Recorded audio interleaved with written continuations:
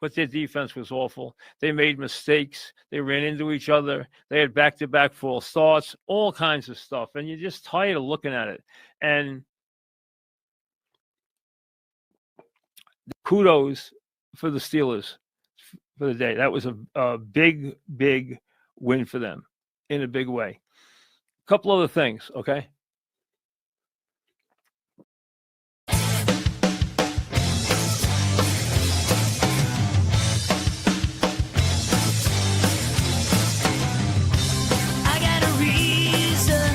What's on my mind? You know I've always loved you all this time, but you gotta understand the seasons of our lives. We haven't always seen things eye to eye. You know we can't go on living on our own. So say goodbye to yesterday. If your heart is with me, then it's better you stay. We're holding on to something. We keep on coming up with reasons to go on. We need a reason to go on. We're holding on to something. We keep on coming up with reasons to go on.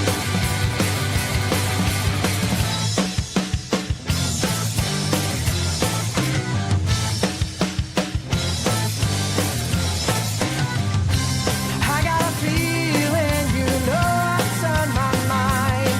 You know I never left it undefined. Think you understand that we cannot rewind. Our future could be redesigned. You know we can't go on living on our own. So say goodbye to yesterday. If your heart is with me, then it's better you stay. We're holding on to something. We keep on coming up with reasons to go on. We need a reason to go on. We're holding on to something. We keep on coming up with reasons to go on.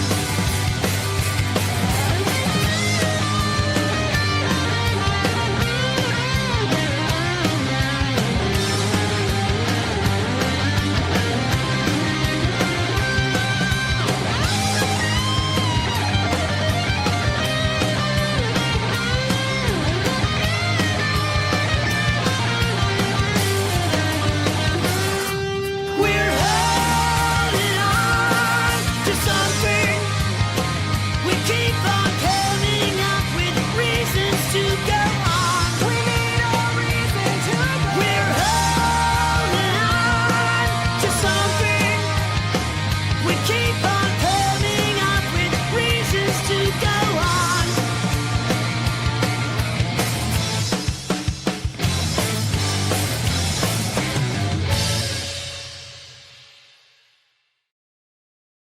The joke is like there's two economists going on a hike in the woods. They come across a pile of shit, and one economist says to the other, "I'll pay you $100 to eat that shit." So the economist eats the shit, gets the $100. They keep walking. Then the other then they come across another pile of shit, and the other economist says, "Now I'll pay you $100 to eat the pile of shit." So it pays the other economist $100 to pile of shit. Then the way they said, "Look, wait a second. We both just ate a pile of shit, and we don't have any more extra money. Like we both you just gave the $100 back to me, and we both ate a pile of shit. This doesn't make any sense." And they said, "No, but think of the economy, because that's $200 of in the economy. That basically that measure eating shit would count as a job." the joke.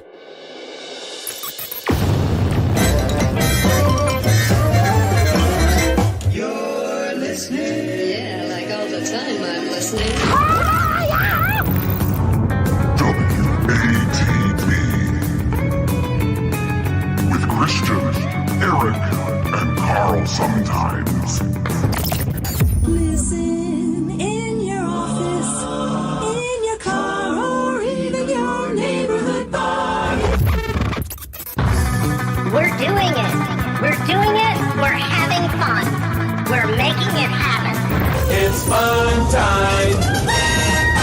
Open your mouth, close your eyes. We're going to give you a big surprise. And here it is.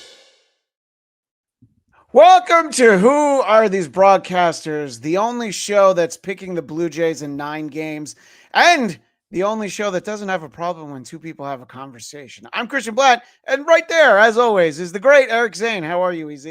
I appreciate that. What a lead-in. Thank you so much. Glad to be here. Well, you said yes, so I couldn't do the show with anybody I really wanted to this week. So no Lucy Typox, no Zia. No, very excited to talk to you.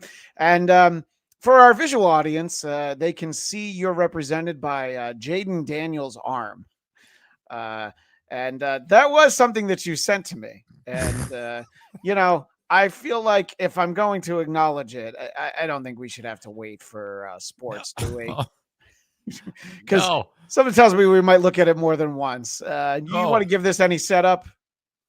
No, I've heard that the guy who tackled him, I guess it was some type of weird tackle that they don't. You know how like in the NFL, if you do what they've always done, you get penalized. So, but that doesn't matter. The fact of the matter is his arm broke like a chicken wing when you're separating it, like while you're like breaking them apart so that you can get more meat, and you can actually tell when it completely folds like a house of cards. My God. It was also a blowout in the fourth quarter, and he should not have been in the game anymore. That's at that point. True. Everybody's mad at the coach for having him in there. You know? For thinking that, your players should play the whole game. But I do understand the point. All right, let's take a quick look.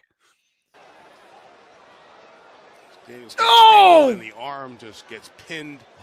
So bad. I like how the one guy on the Seahawks kind of is like, oh no, I'm looking at a backwards arm. Yeah, that's a rough one. But it's not too rough when they keep showing it on TV. When it's really bad, they won't let you see it. It's like, pull away. Because that was bad, because you saw it like the elbow totally was going the other direction. I was a little shocked that they spent as much time as they did on it, but I'm so happy they did. You mean? Oh, look at that! It's just backwards. Yeah, no, I know, and I think your chicken wing analogy was great for our audio only audience who doesn't get the pleasure of seeing what happened to Jaden Daniels' arm. So crispity, crunchity, crack-a-lacka, muppety, flippity. That's how that was. I believe that was the subject to the email you sent me with that play in it. Yes, sir. Before we dive into the show, make sure you head on over to whoarethese.com. You can find the phone number there. Leave us a voicemail. It's been ages since we've had one. Just say it's for WATB. And hey, while you're there, you can join the Patreon or become a member on YouTube and get all those bonus episodes and a private link to the Saturday recordings that Carl does, including a bonus episode today at 5 p.m. Eastern. Yes, 2 p.m. Pacific. Carl, Jenny Jingles, and producer Chris will be doing another WATP bonus episode, Living in the Past with Stuttering John. So I know what I'll be spending my afternoon with. So if you want to make sure you catch that, become a member. And I'm sorry, what was the comment you brought up there? I didn't get a chance to look at it. The Wired threw out that Clint Malarchuk wins the worst sporting accident. Now that wasn't a muppety flippity thing. That no. Yeah, right. Exactly. That was a skate blade to the neck. Well, back in the 80s, and it cleaved open his carotid artery, and he was having a big spurt fest on the ice. Yeah, the good old days. Boy, if you ever wondered how far your blood would pump, which I have, by the way. Yeah, I mean, it was like a geyser. You know, it was like, he was trying to shooting through his fingers. It was terrible. I don't even know if we could show that on no, YouTube. It made a certain person who got shots injury look like a walk in the park. You mean somebody's head chunk? Is that who you're thinking of? Okay, you're thinking more recent, aren't you? Yeah, more recent. Yeah, right. A recent head chunk. All right. Well, in any case, we've got some big stuff brewing that we want to take a look at, but it was just Halloween on Friday, so let's head over for some local news. WATB, who are these local news? Who are these local newscasters?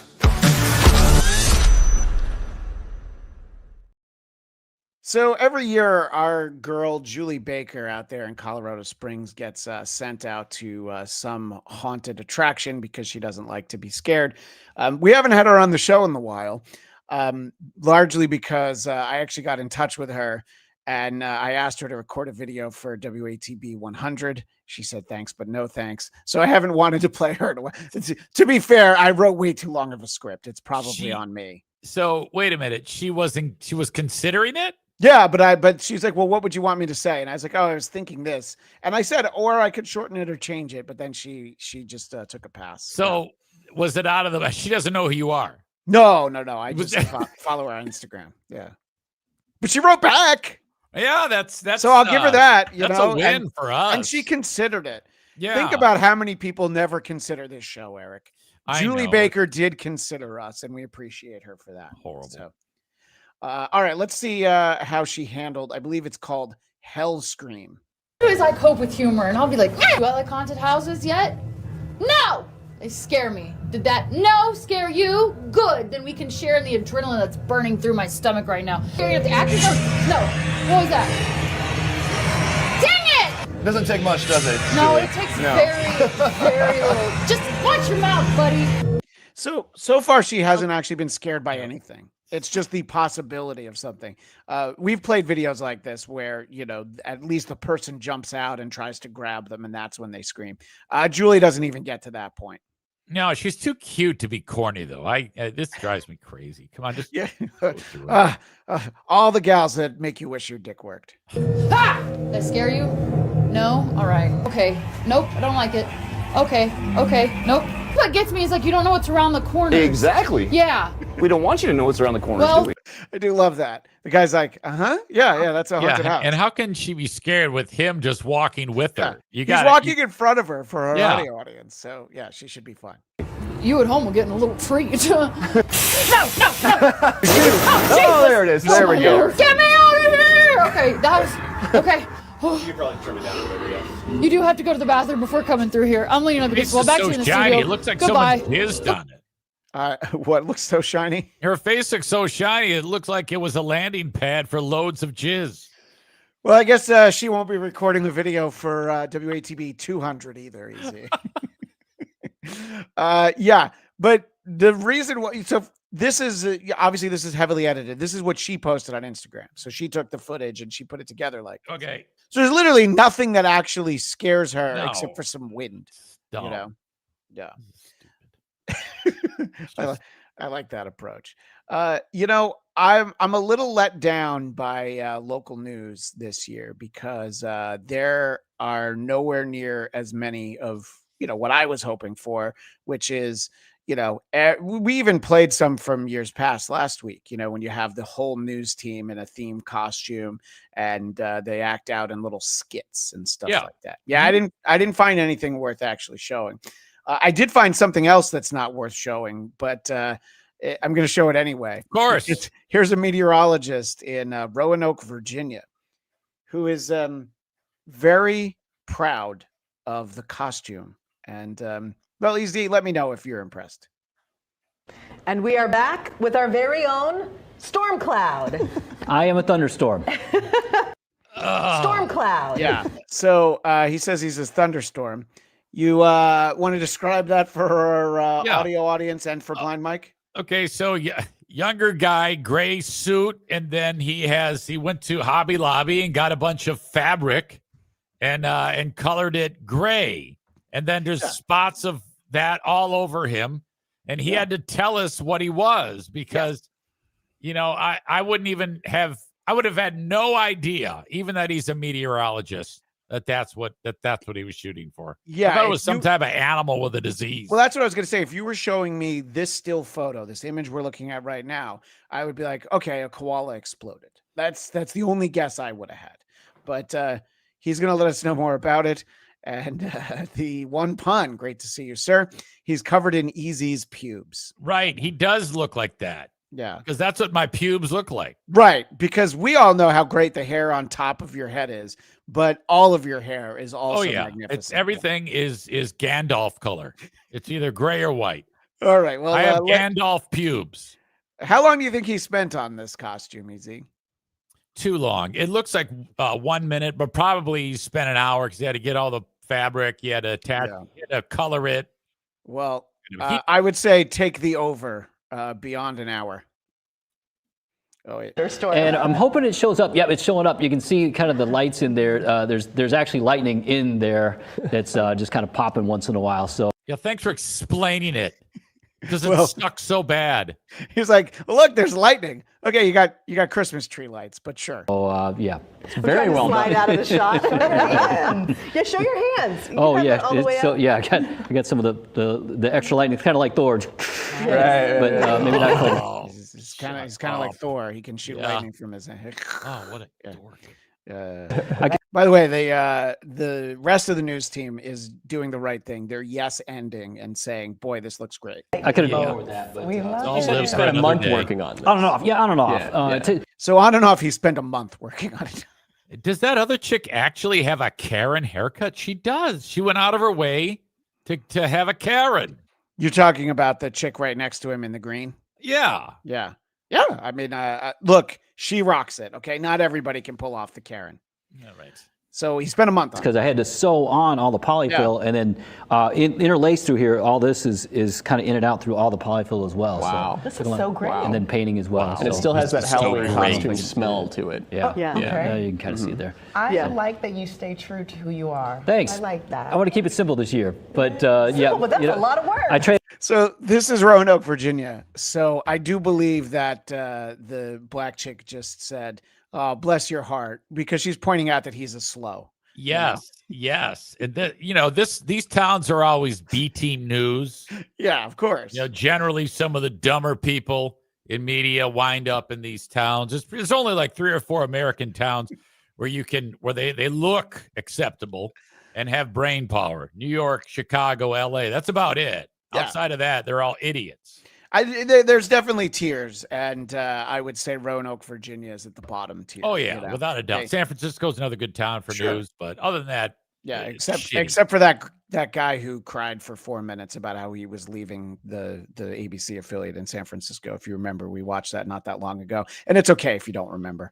Because I don't remember. That's why I mentioned you're the guy who, when you said Charlie Kirk got assassinated, I said, "Who the fuck is that?" And we had literally showed him the week before. Yeah. Oh my God, he's dead. Who the fuck is he?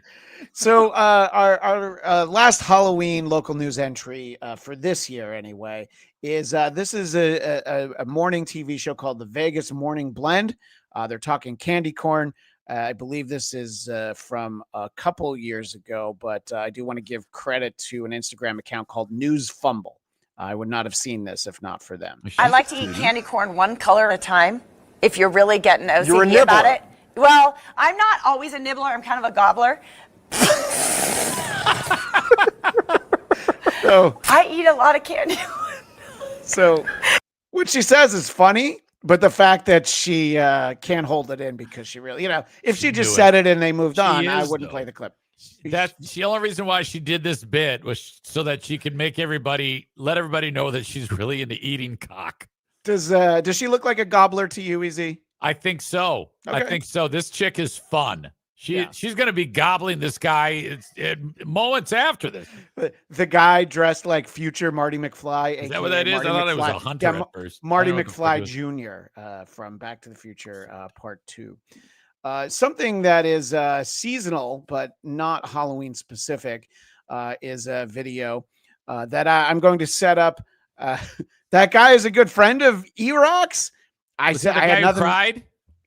No, I think he's talking about the guy in the Marty McFly Jr. outfit. Or is he talking about Charlie Kirk? I don't know. We've talked about 3 or 4 people. To be fair, E-Rock is friends with pretty much everybody except for a guy named Greg. He gets along with everybody else. That's true. He is quite a sweet soul. Oh my God, who doesn't love E-Rock? No, he said the guy that is. What the fuck does that mean? The guy in Back to the Future. So the guy in the Back to the Future. The guy in the Back to the Future costume is what he's talking about. So not the gobbler who you were interested in, but this gentleman here. Okay, so E-Rock's pals with this guy. All right. So that means he's only 1 degree of separation from this gobbler. Yeah, well, if he's good enough for E-Rock, he's good enough for me. God damn it. Well, he's having fun. That's the key. There's a fun video that I'll share, which we'll do our best to describe. It's also, we know that our friend Dank DeMoss has an OnlyFans. I feel like this is exactly what that looks like. Crowds cheer on elephant. They smash pumpkins. Oh my God, look at it go. You're suggesting that an elephant smashed Dank DeMoss? It would look like no, this? I think that if she were stepping on okay. Yeah, that is a fetish that you might not know. But some in our audience might enjoy it. She would step on pumpkins. Yeah. Okay. I mean, it's a waste of food. I mean, even the elephant at one point is like, I got to eat some of this, Okay. Yeah, I think that would be great. Yeah, outstanding. He just shovels it in there with the trunk. So they do this every year since 1999, according to what I'm literally reading off the screen right here at the zoo in Oregon. So I thought that was a little fun way to say goodbye to the month of October. How's the super chats doing, Easy? Oh, horrible. Good. Is it because I forgot to have you tell people how they work on the show? I don't know. I think that's why. That's probably what does this mean when I see that? So Angus McGillicuddy and Hearns 55, both of them have become YouTube members, which means today at 5 p.m. Eastern, 2 Pacific, they'll be able to watch the latest bonus episode of Living in the Past. They'll be able to watch WATP record this Saturday and all the other perks that you just click on the membership tab. Nice. And that's not free. People pay for that, right? But yeah, there are different tiers. Okay, obviously, you should become a bag slapper and give Carl as much money as possible. But there are also more affordable tiers. Hey, is that lawsuit thing over yet? What's going on? That's still a thing? I believe there'll be, if Lucy were here, she'd be able to tell you. But no, all I need to know is this whether December, it's over or not. And so if it's sometime not over, next I'll month just wait. I think there'll be a hearing, but it'll continue beyond that. That's my understanding. Yeah. Fuck me. Yeah. Well, thank you to everybody who became a member, and the great Dame Taft. Thank you for the $3 super sticker. And I don't know how to do my sign off if we only have a super sticker. So somebody give us $3.01. Free chat world order, hashtag FCWO from Scherzerker. So in a weird way, that's what I'd have to sign off with. But we appreciate everybody who contributes to this show. But for the most part, we just do it because it's fun. It is fun. It's at this point, we know we're not going to get rich from this show. It's fun when you don't do anything. And that's me. Christian does everything. I may have been up till 3:30 last night. This man, he grinds. The work ethic on him is unbelievable. Okay. If it weren't for Christian, there would not be a show. All I do is pop in here after taking a nap and drinking a ginger ale and sit down, fix my hair, and then that's it. That's all I do. And that's all I'm going to do. So a ginger ale sounds nice. Schweppes or Canada Dry? It was Verner's, which is a Michigan thing. Yeah, no, I've heard of that, though. Yeah, you treat yourself. I wouldn't even hate it if Carl, he might already do this. I don't care. The little money that we make, if he took a larger percentage of mine and gave it to you. To me, that's fair. No. He doesn't need to do any of that. I might do the heavy lifting in the pre-production, but you're the one who carries this show. I'm so glad that you wanted to put something up from the poor chat. So why don't you read it, Easy? At Chad's missing upper lip, Kristen didn't want to read this for some reason. I assume Blatt's wife treats him like he's in a Japanese POW camp. All right. Well, now you got to put that back up on the screen so that we can make sure everybody knows what we're talking about. Chad, so we're really adding production to your free chat, Chad's missing upper lip. But he does help us out with clips every now and then. So we appreciate that. Thank you. All right. I do think that we've had enough fun and frivolity. It's time to get to our main event for this week, which could be politics, but I'd like to consider that this is also from a talk show. So let's play the talk show jingle. WATB, who are these talk shows?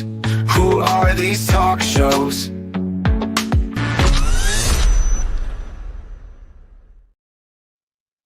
And we teased this last week, a very exciting crossover. You know, I'm big into crossovers.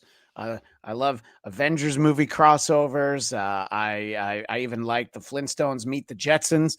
There's even an episode where Magnum PI and Murder, She Wrote teamed up. I love all crossovers is my point. Did you ever get to read the comic Superman versus Muhammad Ali? That was a great crossover. That's a real thing. Yeah. Oh no, I know. That's that is a tremendous comic. I know you're into geek stuff, so I didn't know if you had that. Yeah. So yeah, you know I'm a nerd. That's all right. I appreciate it. So as we teased last week, Tucker Carlson sat down with our buddy, white nationalist and anti-Semite Nick Fuentes, and we're going to look at the interview itself.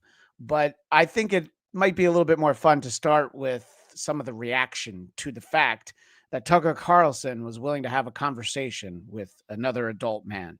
And not particularly happy with this was Ben Shapiro, who spent 40 minutes breaking down the interview, but mostly playing some of Nick Fuentes' greatest hits.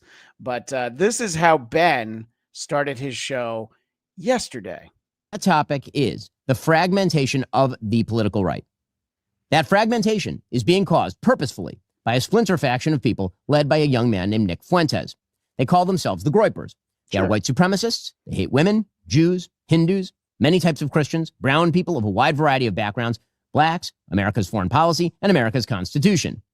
So I feel like our buddy here, also a friend of the show in some way, Ben Shapiro, is talking directly to the WATP Discord, specifically the Who Are These Broadcasters channel. He's speaking to all of you, who might be Nick Fuentes, maybe future Nick Fuentes fans. Oh, admire Hitler. We're like big with the Groypers? They do comment. We've had Nick as the thumbnail before, and they will say things like, "We hope you're fair to Nick." They appreciate that we appreciate Nick. All right, outstanding. Well, welcome, Groypers. Yes. We are number one with the Groypers. Well, number one show on this channel with the Fuck Groypers. yes. Yeah. I don't think that I they didn't even know enjoy what that was until after Charlie Kirk died. Yeah, I don't think the Groypers enjoy Who Are These Socials. They're not Balin Dupree fans, but they like that we give a platform to their buddy Nick. But let's let Ben continue. I can't take him serious with the woolly willy goatee and eyebrows. It's so fucking weird. I thought you were going to use the phrase Jew hat. I thought you were going to say that. No, but. You know, he's wearing that just for theater. He throws that across the room as soon as the show's over. We bring that super chat back up because right now that's our winner, $5 from Rumple Trenchcoat, a Columbo podcast. And he wanted to thank me for the shout out on Point Double Point yesterday. For the record, I never set foot in that stuttering buffoon's chat, and he'll never see a dime from me. John was talking in the clip we were playing. John was talking about Columbo. So I thought it was a good time to shout out our buddy Rumpled Trenchcoat, a Columbo podcast. And I appreciate the fact that you have never given him any money. And Gonzo, I believe that is the world famous Gonzo shitcock. WATB for life. Yeah. And that's the fragmentation. So, sorry about that. I tried to bring that away and then I messed everything up. But yes, Gonzo shitcock is from the Howard Stern universe. All right. Well, we're never going to get through this. So please keep interrupting us with super chats. If I get to only 2 of these clips because we have so many super chats, I'll be much happier. They are white supremacists. They hate women, Jews, Hindus, many types of Christians, brown people of a wide variety of backgrounds, blacks, America's foreign policy, and America's Constitution. Like guys to get they admire Hitler and Stalin. Okay. And that splinter faction is now being facilitated and normalized within the mainstream Republican Party. The main agent in that normalization is Tucker Carlson, who is an intellectual coward, a dishonest interlocutor, and a terrible friend. Oh, okay. This is a break here. This is a big breakup. Is anything that Ben says, does any of that stand out the way he describes Tucker Carlson to you? Is there, because to me, there was a phrase that I'm like, okay, I think I know what this is all I didn't catch it. I did not catch it. Terrible friend. So I'm just going to assume at some point Ben Shapiro and obviously I thought there was something else I was no. Yeah. All right. Well, he goes on to explain the problems with Tucker. How Tucker Carlson's ideological laundering works. You bring your dirty, ugly ideologies to Tucker Carlson's rhetorical car wash. He mixes it with some of the vestigial respect Americans have for him from his Fox News days, and voila, hideous ideas suddenly become mainstream. And then, of course, Tucker denies he said anything controversial at all. He was just asking questions. That is my favorite thing that Tucker does, what Ben's latched on to. It's like, I'm just asking questions.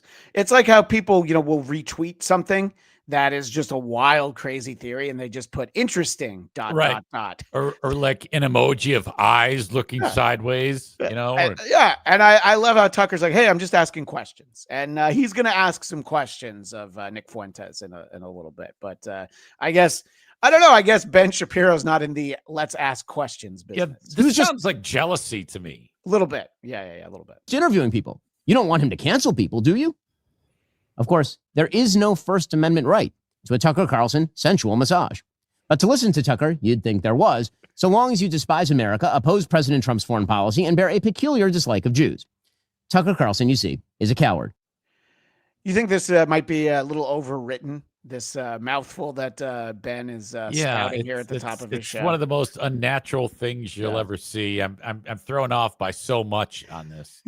His mic sounds incredibly clean and up to his face.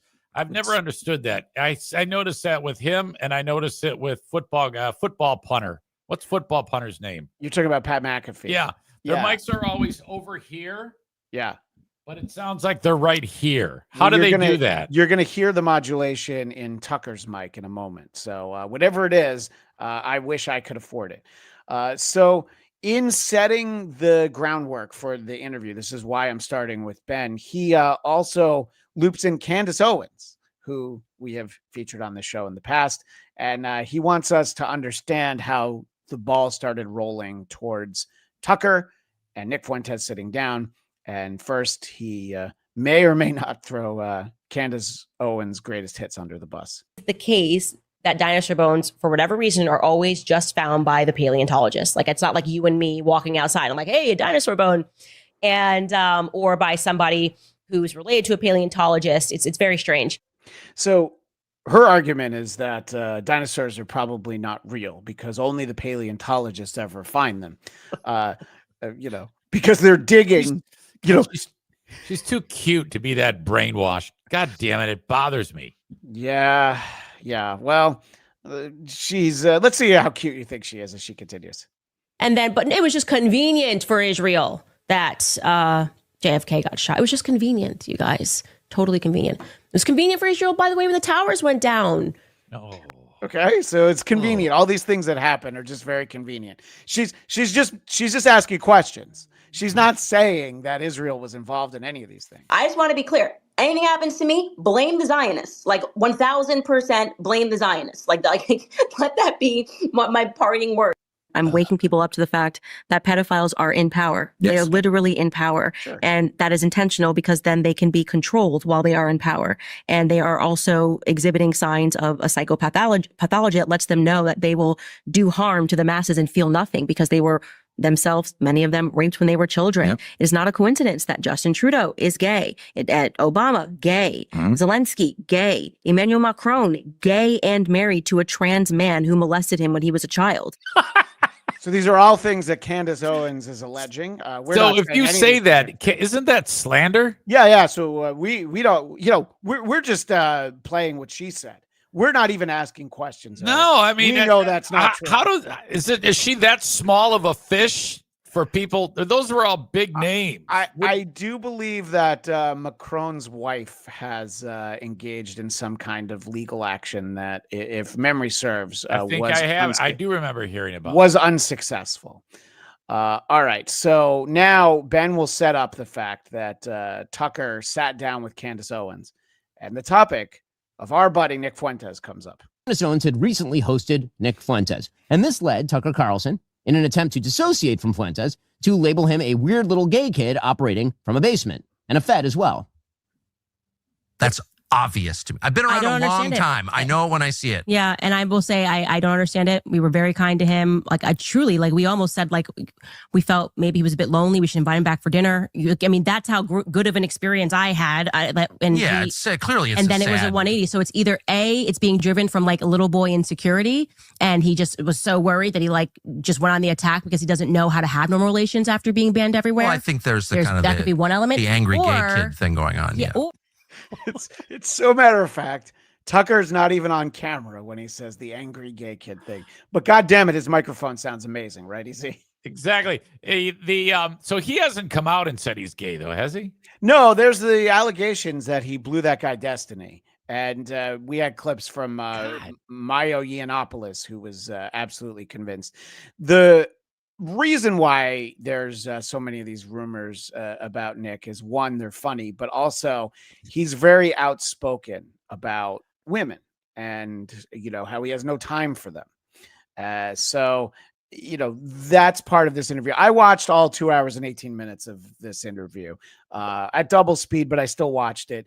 And let me tell you, the first 40 minutes, I'm watching it and I'm like, these guys are making a lot of sense. They're just asking questions. So I challenge anybody to watch all 2 hours and 18 minutes and not come out a little based, a little more than maybe you were. But we will finally dive into the interview itself.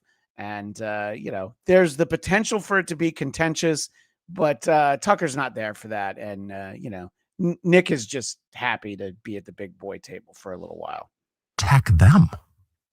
Well, okay, so I did a bad job setting that up. He's talking about some of the conservatives that Nick has gone after, people who Tucker feels like are the ones who make sense. So why are you going after them instead of the establishment Republicans? Why attack them? Well, in short, they attacked me first. Yeah, but like, who cares? They drew first blood. Well, let's take Joe Kemp. I mean, you attack me constantly. Well, and I'm like, I don't really give a shit. I want to meet the guy. You attacked me first, too. No. But what I'm saying is I'm not whining about it. Sure. I'm just saying, like, so. Do you feel like these are two guys who don't care that each other have said shitty things about them? I think more Carlson doesn't care. I think Shapiro's keeping, or this is Fuentes. Fuentes is keeping score. Yeah, no, definitely. And they also had issues where they felt like they each felt the other was maybe not exactly what they appeared to be. This is the clip that leads to the title of this episode on Tucker's YouTube channel, which is they each thought the other were feds. That's why I'm sitting here, Right. I mean, because we had a contentious dialogue. Well, I thought you were a fed. I thought you were a fed. I was a fed. Yeah. I'm not a fed. But whatever. I don't care what people think. We showed each other a badge as we know well. No, but I thought. See, they're having fun. They're joking around. They're not federal agents pretending to be. He's really a white nationalist, white supremacist, anti-Semite, et cetera, et cetera. And that's really who Nick is. Yeah. I feel like for all the time that they spend communicating, they could speak about something interesting at some point. When are they done with tit for tat and actually have a normal adult again, this is 40 minutes in. I was actually fascinated by hearing Nick's entire story because I knew bits and pieces of it. How he just starts out just so he does give him a chance. He starts. Mm-hmm. Oh yeah. And there'll be a chance in this stuff. I just tried to get to the meat of the chicken wing like you were talking about. Right. Earlier. Yeah. I thought you were a fed because I was like, why not? It's not cucking to say you're not talking about all Jews when you oppose a foreign policy position. It's not. There's nothing liberal about that. It's just true. That's the Christian position. Mm-hmm. Okay. Yeah. That's the Christian position, to just ask questions. It's literally what Ben Shapiro said a few minutes ago. God. I hope the chat is enjoying this because Chad's messing up her lip. Oh, he doesn't pull any punches. He says Fuentes is me in my own home. Carlson is me in public. It's actually a great summary of all that. Nick explains that he's really not combative when people are making sense. Specifically, he talks about Marjorie Taylor Greene. To be combative, I think that... Go ahead. You're kind of my feelings. No, I mean, here's what I'm trying to say is, now that Marjorie is pushing in the right direction, I absolutely support everything she's saying. And I've not been critical of her at all this year. I do love the caveat. I have not been critical of her at all this year. Marjorie Taylor Greene has made sense in 2025. So yeah, it's great. Which, by the way, I feel like the Jewish space lasers is probably something that Nick wouldn't have a problem with. He'd want to hear more about. Right. He would probably support that. Yeah. Yeah. Because I think that what she's doing is extremely courageous. And I think you're right. She is sincere. So it sounds like you're, not to put words in your mouth, but your life experience has left you so stung by the Republican establishment. You don't trust anybody, it sounds like. Well, no, I mean, these people attacked me when the rules were different, and now they got better, and now I'm good with them. I mean, I'm willing to be good with them, but I think that I don't know if Marjorie still has a problem with me or not. I don't know. I knew why I was letting the clip go that long. Well, I don't know. I love that answer from Tucker, and I'm glad still has a problem with me or not. I don't know. What's that voice that he's doing? I don't know. We get to an interesting part of the conversation where Nick is going to tell the tale of kind of a famous dinner that he had. But first, Tucker asks this question. Who's going to be president? Who should be president next? Who should be president? Well, yay, of course. Kanye. So a little context to that is that Nick Fuentes was a campaign advisor to Kanye West, who is Ye, when he wanted to run for president. And Tucker will bring up the fact that Kanye, Nick, and some other people were part of a dinner at Mar-a-Lago with then not President Trump before he ran for the third time. Right. So he was out of office at that moment, but he did dine with them. You had dinner with Trump. I did. And Kanye. Yes. What did you think of that? It was surreal because those are my two heroes. Those are my two number one heroes of all time. I've always been a Kanye West fan. You like the music first? Yes. The music, the fashion, everything. Really? Yes. Do you wear those weird one-piece shoes? I do. You actually do? Oh, yeah, absolutely. Like in public? Yes. You don't think that's cool? No, I do. I don't know what I think. So they're just having fun and laughing, right? Everything about this is odd, from the setting, this whole knotty pine house. Looks like I don't think that's Tucker's real house. That's the studio that he always uses. Yeah, that he wants to look like a house. Yeah, but yeah, everything about it. And Fuentes, he looks like he was a child star in the film Stand By Me. That's who he reminds me of. So he's like the extra one. He's right, like if there the was one one that more. they didn't make the cut, or they shoved off the bridge, or something. Probably. What does Tanner Boyle say? Good to see on WATB. Will Carl comment on Pocky? I don't know that Pocky I know what that means. Okay, what is Pocky? Someone uses that as a pejorative to our pal Anthony Cumia. Correct. Yes. Anthony when he was younger, had acne and whatever, and I guess that's the take. So that this person no doubt doesn't like Anthony. Yeah, right? I guess so. And I don't. Carl won't be on this stream. No, we don't allow him here. We don't want garbage rivalry podcast talk.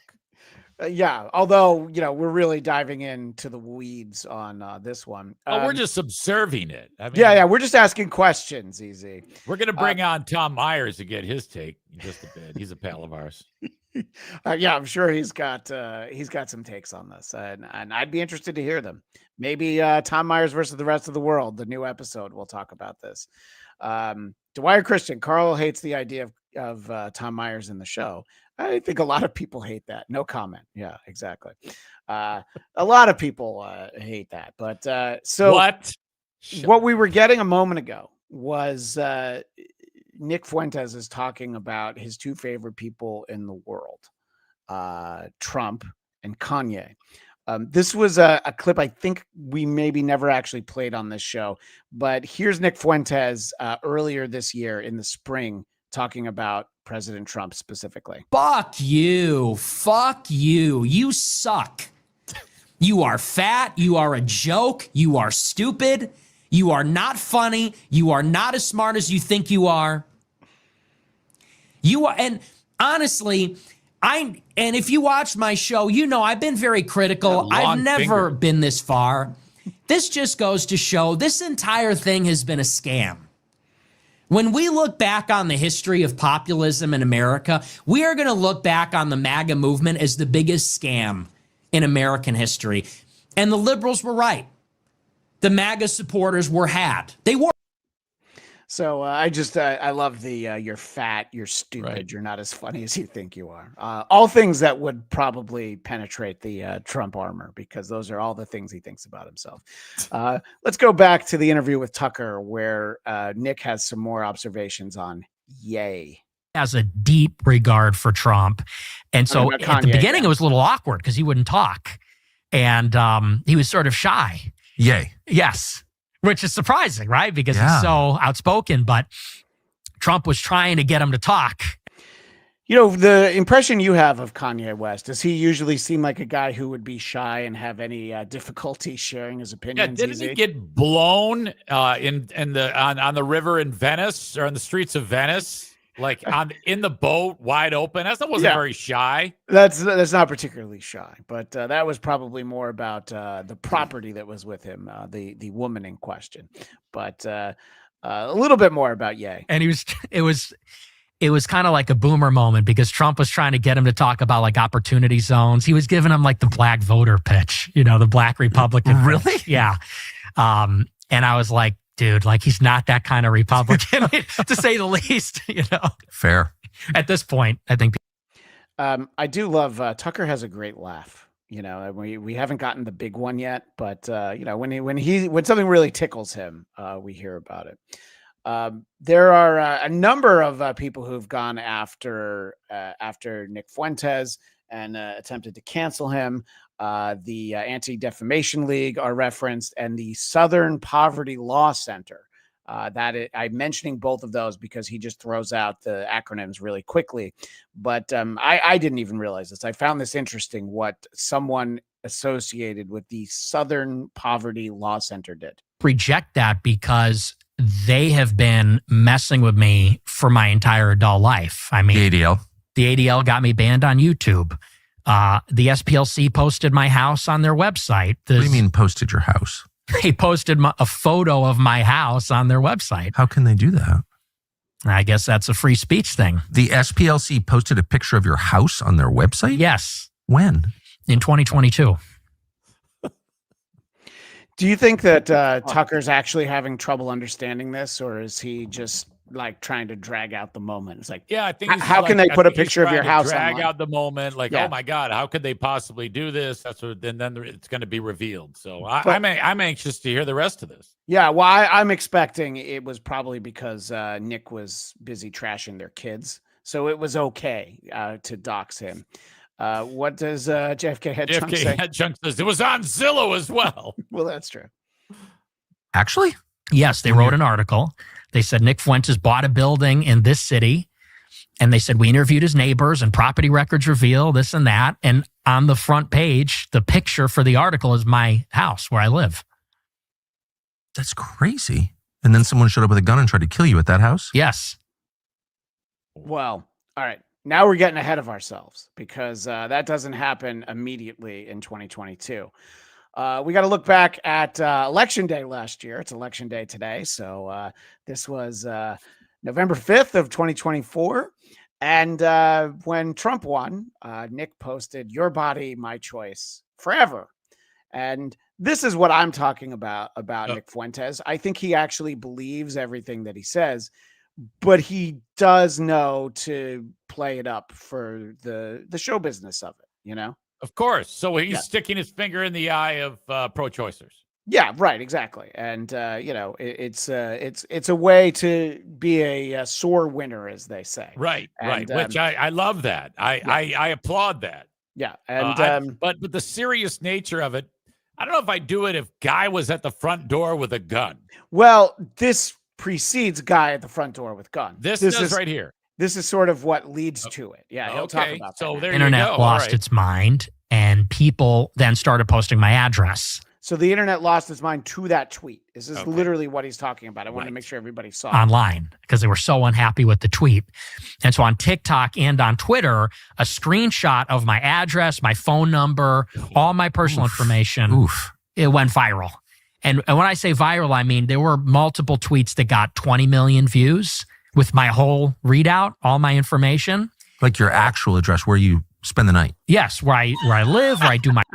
I somehow knew you would like that. Where you spend the stupid question. But I think that lends itself to this idea that Tucker's in this studio that's not really his house. So it's like, okay, so everyone's with just a few keystrokes. Isn't everyone's information available? It's not that hard to find. I can literally find where you live, Christian, in probably less than 1 minute, and you could do the same for me. You could also just check the return address on the Christmas card I send you every year. That would actually be the easiest way. For you to do it. Well, your kids it blended into a bowl of chop suey was quite cute. Well, look, I'm not the brains of the operation. All right, somebody else has all the ideas. Anyway, my show, all of it. Damn, did you know that? Yeah, I started to see it. So the election Tuesday, obviously, it was like Thursday that my address starts blowing up. I was going to do a show Friday, and someone shows up to my house, some weird looking guy.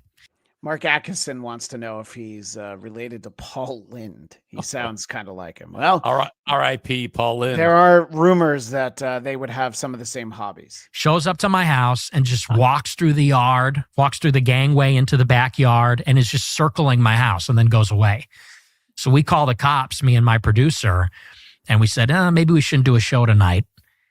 And that weekend, we hired private security just for the weekend. Yeah. Like 200 people. You didn't have security? No, I don't have security. Oh, well, I didn't then. Don't say that. I know. I was just thinking, then, look, not everybody loves Nick Fuentes, but I'm like, he should not be saying he doesn't have security. And he's like, well, not then. So, yeah, I mean, this would be somebody who should definitely have security, perhaps a team, not just one guy. Right. Of any kind. I didn't have cameras or anything, even. Yeah. I had nothing. Okay. I was raw dogging it. Yeah. This is why I like him, because he says things like that. All right. So he's then things kind of die down. Nick talks about he spent some time in a hotel, and then he knows exactly when this incident happened, which is when someone shows at his house. And you might say, like, okay, of course you're going to remember the day that somebody shows up and tries to kill you. But he knew it was a special day that morning. It was December 18th. I remember because that's an important date to me. And it's Joseph Stalin's birthday. Oh, I'm a fan. You're a fan of Stalin's? Mm-hmm. Always an admirer.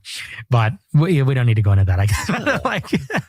Well, that's okay. Let's get back. We'll circle back to that. Spoiler, they don't circle back to it. It never comes up again. I'm a huge fan of Stalin. Who says that? Nick Fuentes. And, probably a lot of gripers. Outside of Nick Fuentes, no one's going, oh, my God, Stalin is the shit. Because anybody can be like, oh, yeah, Hitler. But it's like, I also like Stalin, though. So that Pol Pot, man, that dude had some cool shit happening. You'll have to let me know if you want to tap out of the story, but he's going to talk about somebody shows up. He does get a Ring doorbell cam. No, I like this. I like where this is going. This by December 18th. Show, my producer comes running in and I say, who is that? What's going on? So he sees somebody on the Ring doorbell cam as he's about to finish his show.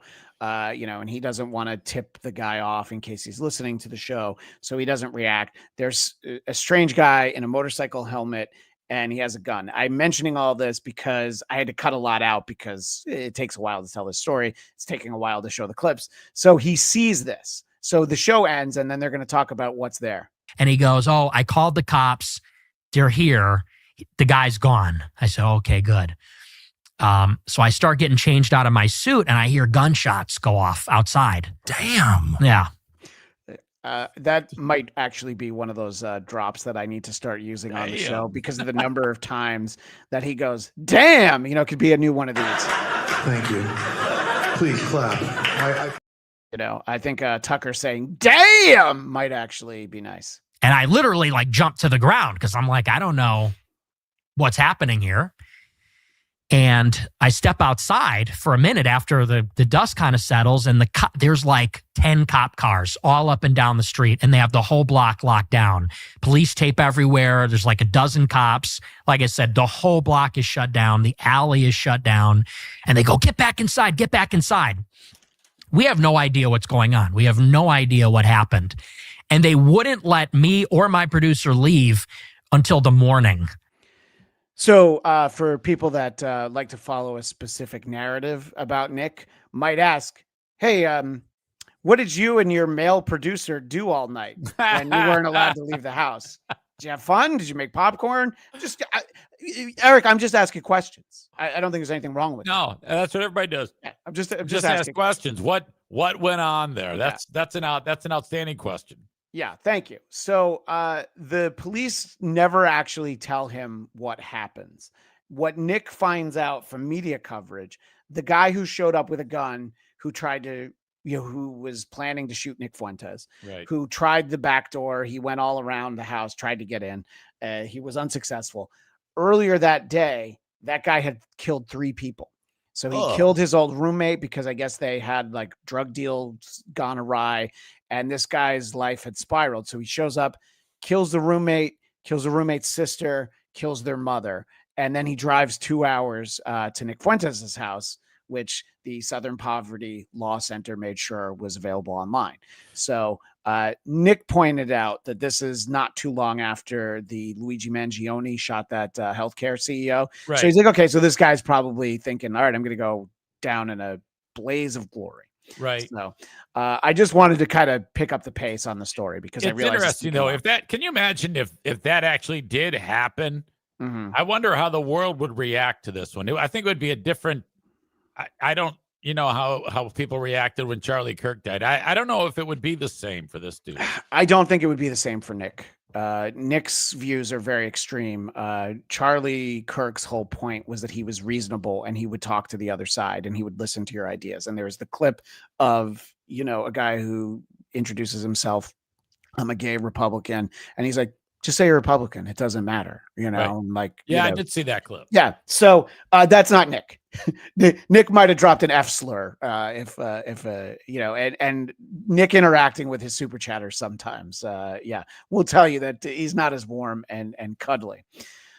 So I want to get to now. We did tease this last week, but this is the women part of the conversation as we start to wind down with the interview itself.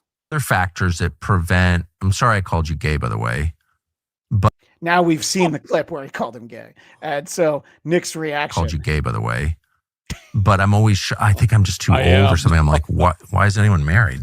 You tell me. Why aren't people married? And I think a lot of men are looking at women and they're very liberal. They're overweight. They have a very high estimation of themselves. I think that people call it hoflation. Hoflation? Yes. You get it, Tucker. Their sense of their own looks and sexual value is very inflated. And so a lot of people are looking at these like frumpy, obnoxious, loudmouth, liberal women who are also very promiscuous and saying this is not actually appealing at all. And I don't want to start a family with a person Sounds like awful. this. Yeah, it is. He's talking about all women. That's what he's saying about women in general. He's saying about all women, He's but talking- he's specifically saying it. Holy shit! No wonder why people. That wasn't a guy that was trying to shoot him. It was some chick. Actually, that would actually make sense. Oh my God. Tucker punctuates this in a way where he's not just asking questions. He's just making a statement. Real leadership at home. I don't know a single happily married woman who's liberal. Not one. I know a lot of married women. It's a bit of a flex there, Tucker. I mean, I'm 56. All the women I know are married. Mm-hmm. And every happily married woman is non-liberal. Mm-hmm. I can't even imagine. There's no category for happily married middle-aged liberal woman. There isn't, never been one. Right. So like maybe the job is to make a girl happy and like all this nonsense ends. Yeah, that seems about right. I think liberalism would go away if you just made a girl happy. I think Tucker's on the same thing. All right. I've got a quick rapid fire question from Tucker and then Nick's answer. This question from Tucker is what I would have named the episode if I felt like it wouldn't get get this video flagged on YouTube. Tucker asks a great question. What is porn exactly? Like, describe how available is porn? What is it? I know what porn is, but like you said, it's a huge factor in the lives of young men and a bad factor. Why? What is porn? That's the crux of the argument. And Nick has a really long answer, but he summarizes Look on his face. It's still shot. That's a face he makes when he's sucking jizz off of his upper lip. Well, yeah. Sometimes he does have the little flavor saver mustache. So yeah. So this is how he summarizes it. And so something that is almost never talked about is that this is a generation that's totally sexually dysfunctional, I think, because of pornography.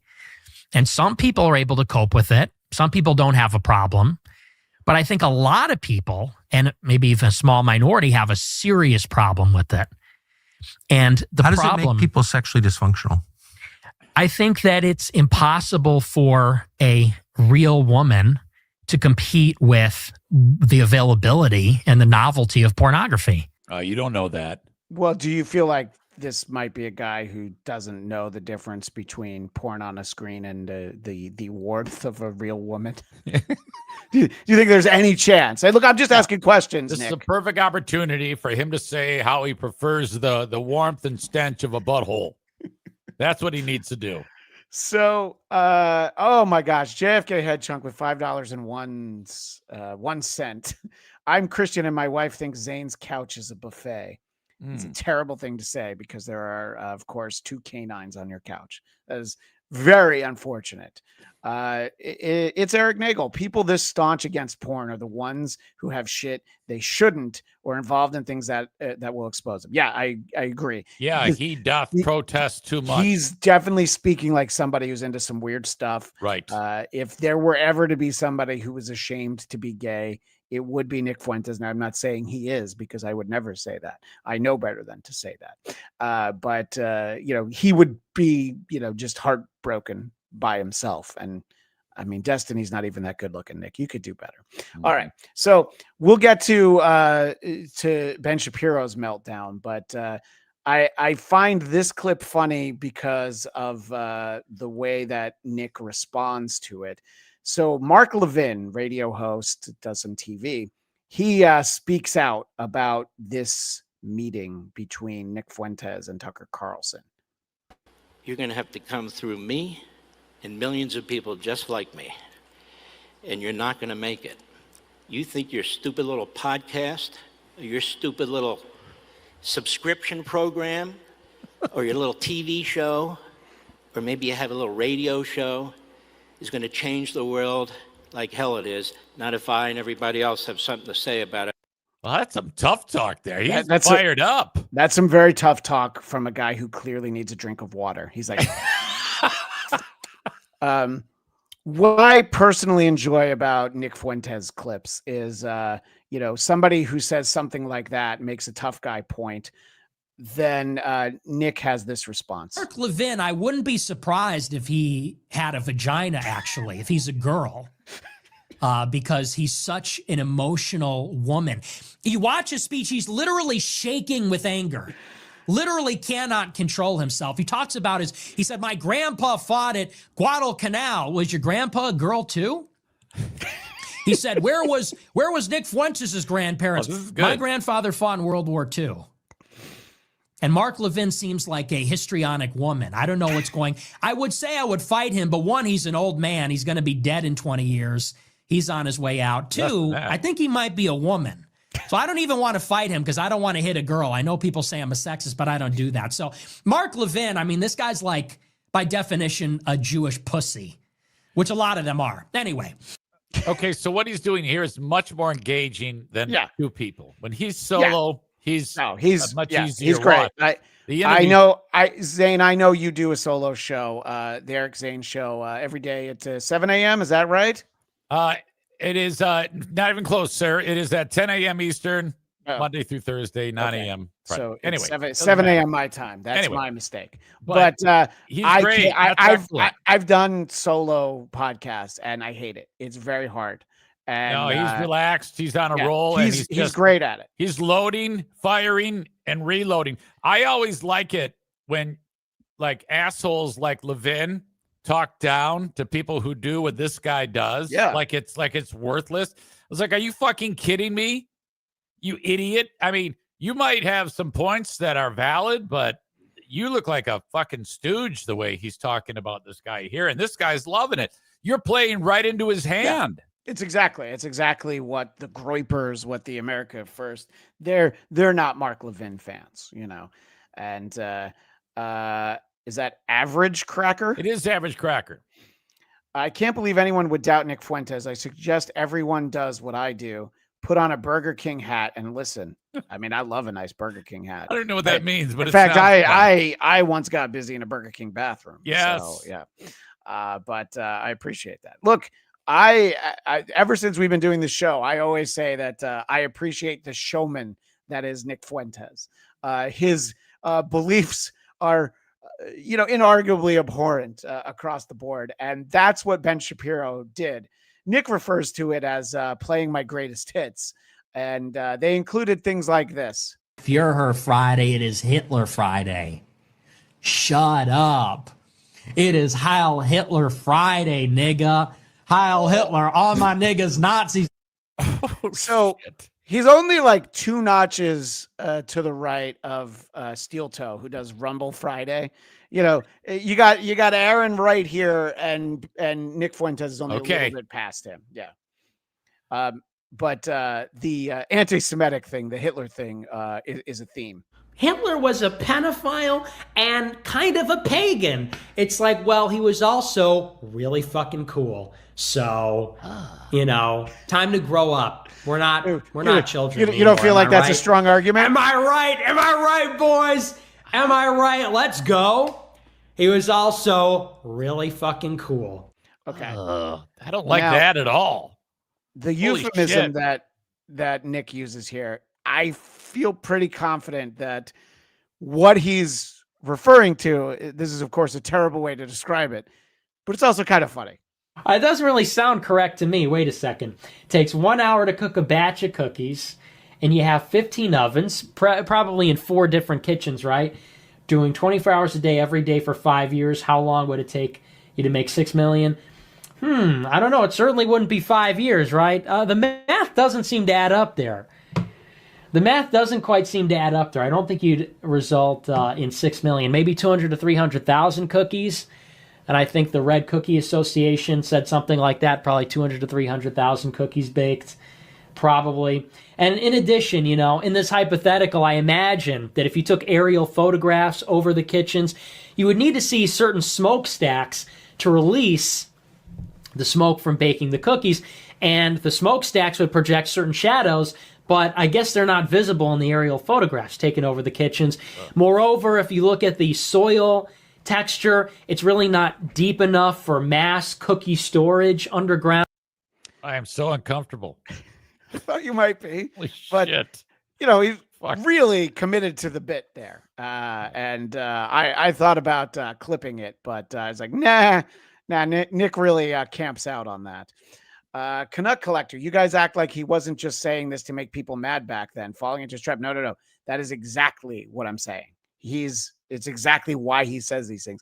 I do believe that he is, to some extent an admirer of Hitler and Stalin, but to say it and proudly say it like, oh yeah, December 18th is an important day to me.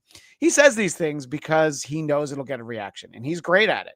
And I think that you maybe don't enjoy him as much as I do, Easy, but he's the showman. He's the performer. Of all the people who had clips from, he's better than Tucker. He's better than Ben Shapiro by a fucking mile. I don't want to say, I can't go on record saying, the guy who loves Hitler says he loves Hitler is a great performer. He's a performer. I don't think I want him to make policy. But maybe there are things that even I can't wrap my head around. Women want to be raped. And when I say raped, I mean like, that sounds bad when I say it like that. But there's like a lot of women that really want a guy to beat the shit out of them. But also they have to pretend, but part of it is they have to pretend like they don't. Yeah. So again, this is a guy who doesn't know anything about interacting with women. So Ben really spends a lot of time, and I've got others. I'm going to go to a specific one because he references someone here that I think is worth it. But his take on Jim Crow is something to be heard. But here he's going to talk about Vice President J.D. Vance. Andrew Tate and Bronze Age pervert and all these people, for years, all they talk about is going to the gym, being a vitalist, fighting the Matrix, India smells bad, all this kind of shit. And now they're all in favor of a fat race mixer who's married to a Jeet who named his son Vivek, who was mentored by a Jewish neocon and a gay fed, Peter Thiel. So, not a JD Vance fan. He's so far out that he uses words that I don't even know. I've never heard of the term a Jeet. I don't know what that is. That was new to me, actually. A She's Jeet? She's an Indian woman, so I guess that's what that means. All right. And JD Vance was asked about this. And that's what I want to ask about, because one of the supremacists who was saying things like this about your family. Yeah. Nick Fuentes, an avowed anti-Semite, Sure. went after your wife. He had previously dined at Mar-a-Lago with Donald Trump. Does this have any room in your movement, in the MAGA movement? Of course it doesn't have any room in the MAGA movement. And of course... You disavow him and this. And of course Donald Trump has criticized this person. Look, I think the guy's a total loser. Certainly I disavow him. But if you ask me what I care more about... So do you think that he's playing right into the narrative by calling Nick Fuentes a loser, the vice president of the United States? The smart thing he does is he doesn't say his name. He says this person. I got to give JD Vance credit for that. He doesn't say the soundbite Nick Fuentes is a loser. Right. Yeah. Right.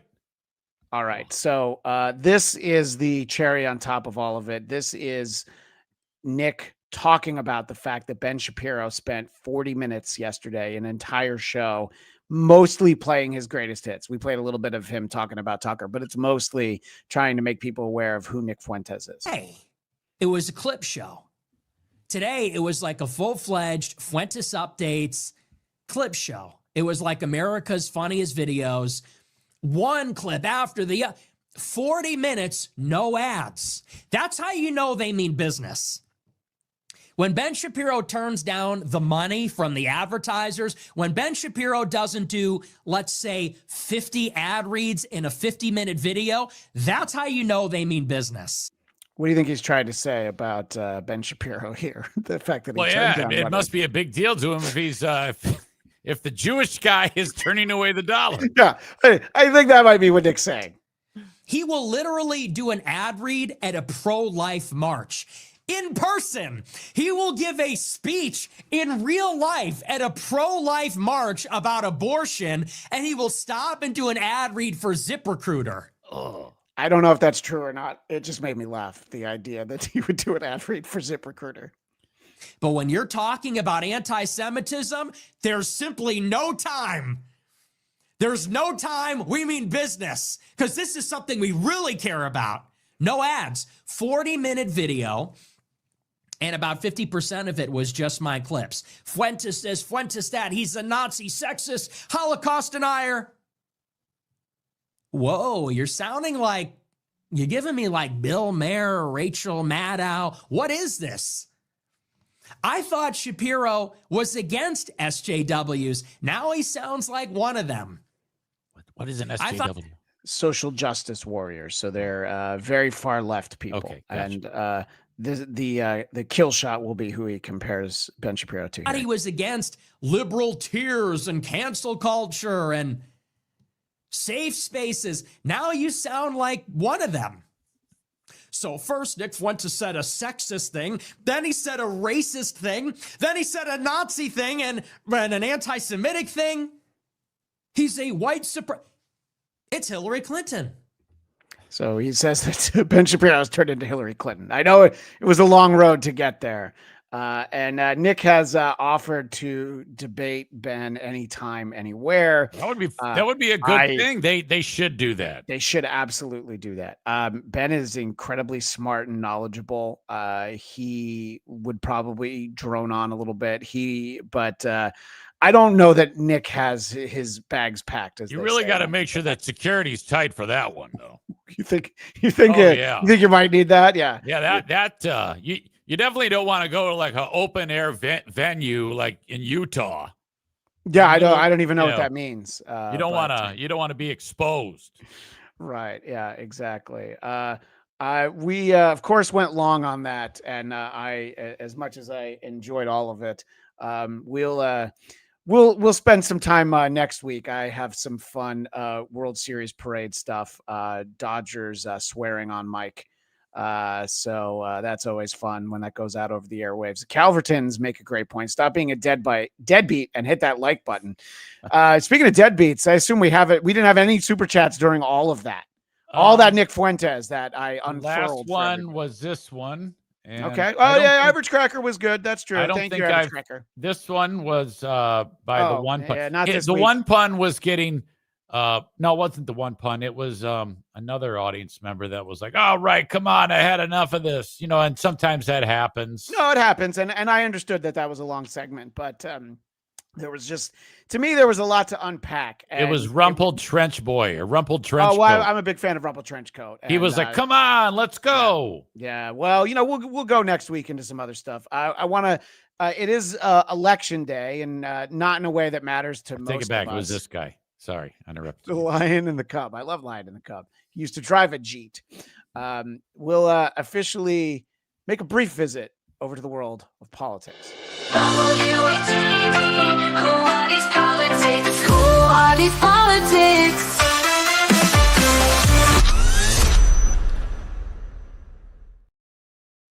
Trump was on 60 Minutes on Sunday, and there's an extended version of the video on the YouTube channel, the CBS YouTube channel. But according to the transcripts, what they don't have is like he got really pissed and threatened to walk out at the end, and they decided to not post that online either.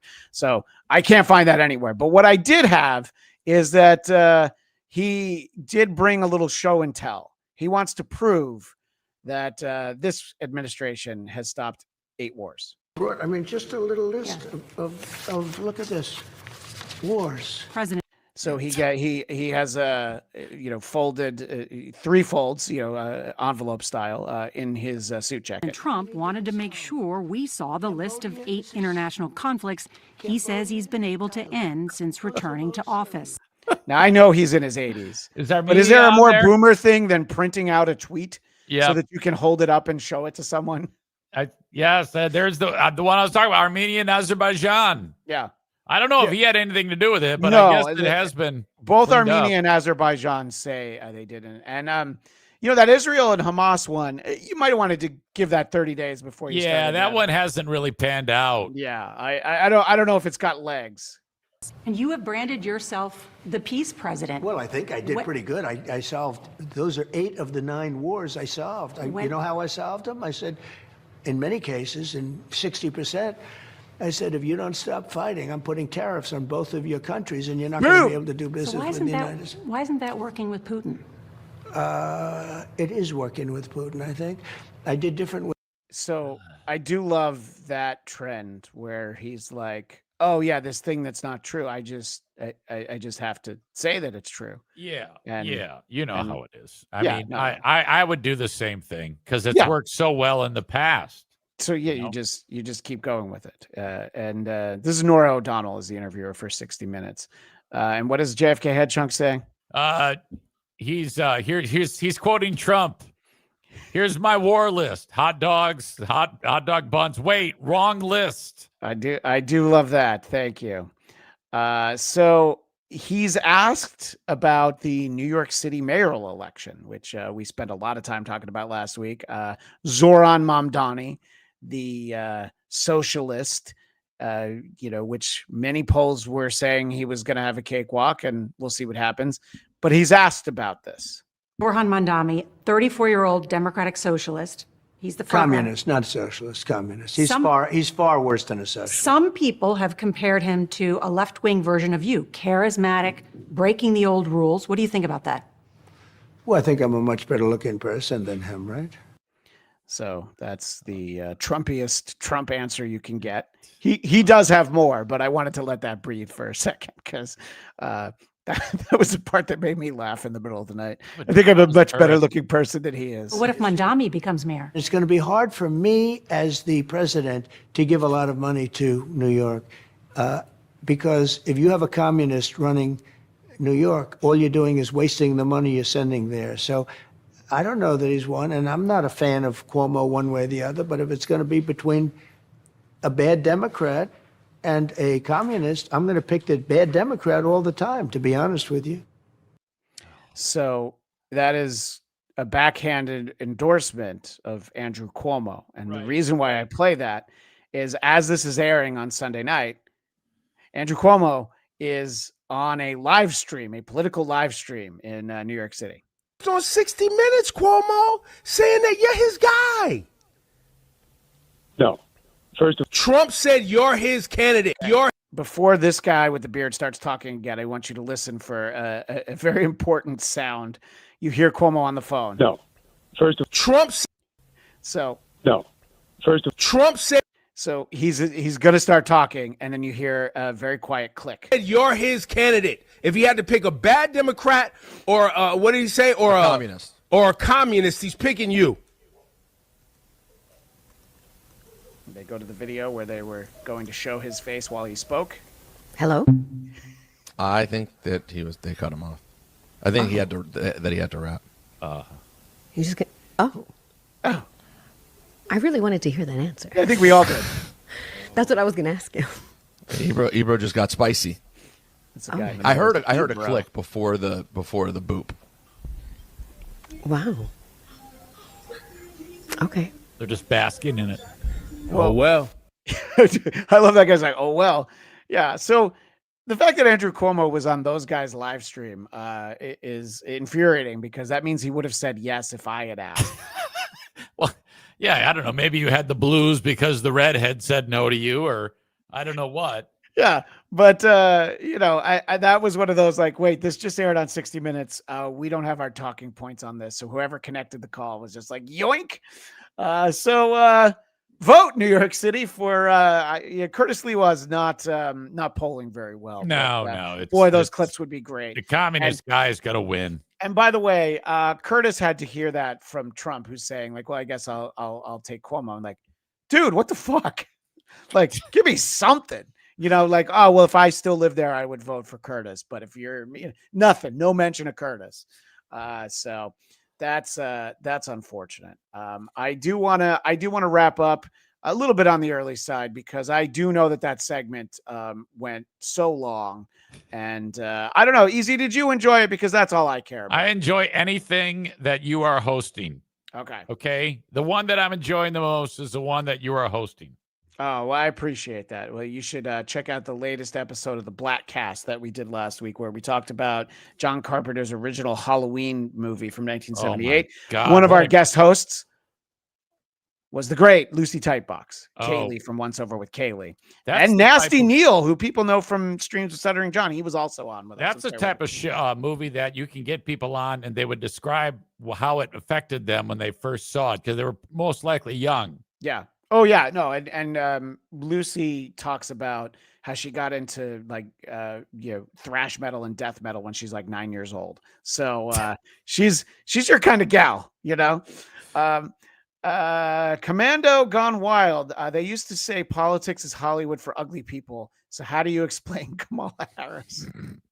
I also love he's got Tommy from Goodfellas, Joe Pesci, at a key moment of the movie where we don't see Tommy anymore. I'm gonna wind things down with two really quick sports clips, and because one of them I teased yesterday on Point Double Point. Who are these sports? You know what I'm saying? Who are these sports? Let's see who's playing. You know what I'm saying? You know what I'm saying? You know what I'm saying? No, I don't know what to say.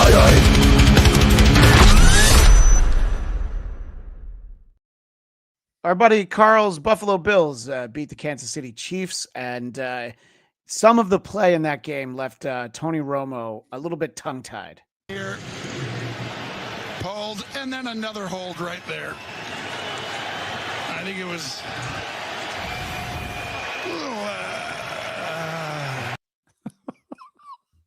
Let's go He back does to that a lot. Yeah. Oh my God. He's actually, I think he's a tremendous broadcaster, much better than he was as a quarterback. I think. Yeah, he completely was ejaculating right there. Yeah. And this is one you sent me. Kirk Herbstreit is talking about the uniform a kicker is wearing in a college football game. Oh, he's got his shorts on. I guess that's no longer. They go up mid-thigh. Frowned upon in the sport. Yeah, they ridiculous. They look ridiculous, and it does look like he might be doing the Spinal Tap thing where you wrap a cucumber in foil and stuff it down your pants. I may or may not be accurate on that one. Yeah. Yes, I looked at his bulge, everybody. Okay. This is ridiculous how this looks. Yes. Oh my God. And Herbstreit does not pull back. No, he doesn't. I guess that's no longer frowned upon in the sport. Yeah, I guess not. It is with me, but those are the shortest I've ever seen on a football shortest field. he's ever seen. Should be, right? Bill, that should be a penalty. Just dressing like that should be a penalty. What the hell is it? Wearing shorts out there? It's another 50 plus. This is from 51 to get. We'll get to the kick in a second, but I do love the idea. It's like this should be a penalty. You know, he's wearing those F slur pants out there, and JFK Head Chunk is spot on. Nick Fuentes loves this kicker. Give Oklahoma the lead. Yeah, it looks like a kicking fruit. Sandell, shorts, but not short on distance. Powers it through again from 51, and Oklahoma is on top on Rocky Top. Venables smiling for good reason. His team's been outplayed with the 2 takeaways. Not done much on offense, but they got a kicker. Yeah, got his Daisy Dukes on and puts it in the middle again. Oh no. He was sitting on that, and he's like, I got to sneak that in before we get to break. That he's wearing Daisy Dukes. Yeah. I like how he waited. He waited for Dude to do his wrap up on what was going down, his sport talk or whatever. He's probably hoping that he missed so he could be like, well, obviously the shorts were too tight. Yeah, that was an excellent target-rich environment there. Good job, Herbstreit. You did what America was thinking. Yes. Easy, that is our show. I'm going to let you talk over the clip that we showed earlier. Let people know where they can find more Eric Zane. Oh, my gosh. If you want my show, it's on Twitch every day, Monday through Thursday at 10 a.m., Friday at 9 a.m., with audio versions wherever you download shows. Just search Eric Zane Show Podcast wherever you download shows. And I forgot to mention on Twitch, it's at Eric Zane Live. Yes. We think it's a good investment, just like becoming a member of Who Are These Podcasts here on YouTube or the Patreon, because you will get the bonus episode at 5 p.m. Eastern today, Living in the Past with Stuttering John. Carl will be joined by Jenny Jingles and producer Chris for one of the great ongoing series here on the channel. It's no WATB, but it is still very good. I mentioned the latest episode of my show, Blackcast, but always look for 100 songs that define heavy metal wherever podcasts are found. So I think that's all the business we have to get to today. And I guess now, do we have more than one $10? I think we might have two $10. We had a $9.99. Oh, all right. From Sorry, Average Average Cracker. I'll put on a Burger King hat and not read your super chat. So as always, I'm Christian Bladt reminding you that every mic is a hot mic, but they used to say politics is Hollywood for ugly people. So how do you explain Kamala Harris?